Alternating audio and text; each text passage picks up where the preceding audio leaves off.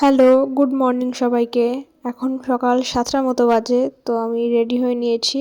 তো তারপরেই খেয়ে নিচ্ছি চা আর বিস্কিট। তো আমার মুখটা একটু ইগনোর করে যাও, কারণ ঘুম থেকে ওঠার পর আমার মুখ এরকমই থাকে।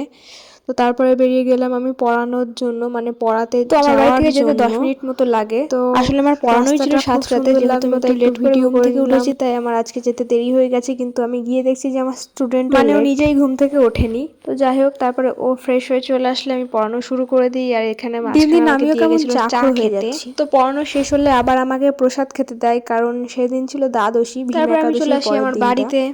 তো বাড়ি আসার পরে আমার মা আমাকে বলে পায়েস রান্না করার জন্য। আমি রান্না বান্না তেমন পারি না, বাট পায়েসটা আমি রান্না করতে পারি।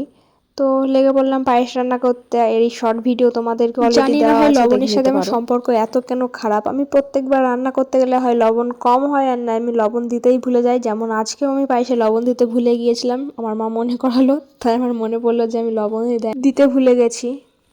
তো পায়েস রান্না করতে করতে আমি মাকে একটু হেল্প করে দিলাম। তারপরে মা বাড়িতে পুজো করেছিল, তো প্রসাদ দিল, সেটাও আমি খেয়ে নিলাম। তারপরে আবার আমি 1 কাপ চা খেলাম। সকাল থেকে 3 কাপ চা খাওয়া হয়ে গেল আমার, মানে কতটা চা খোর হয়ে যাচ্ছে আমি।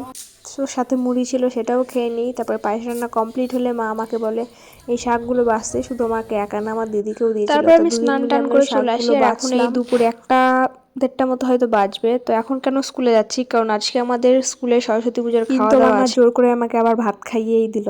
তো তারপরে আমি চলে আসি স্কুলে। আর এখানে মেনুতে ছিল আজকে চিকেন বিরিয়ানি। তো খাওয়া দাওয়া কমপ্লিট করে আমি আবার চলে আসি বাড়িতে। তারপর আমি চলে আসলাম পড়তে। চলো আমাদের টিচারের গলায় একটা গান শুনে নাও তোমরা অল্প একটু।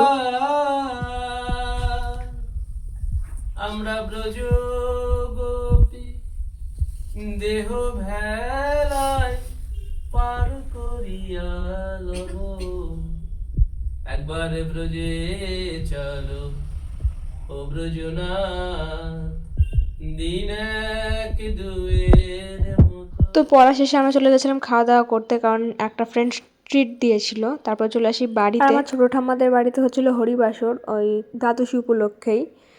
তো সেখানে অল্প একটু গিয়েছিলাম। এদিকে চলছিল খাওয়া দাওয়া, কিন্তু আমার পেটে একটুও জায়গা ছিল না, তাই আমি আর খাওয়া দাওয়া করলাম না। তো আজকের ব্লগটা আমি এটুকুই রাখলাম, বাই।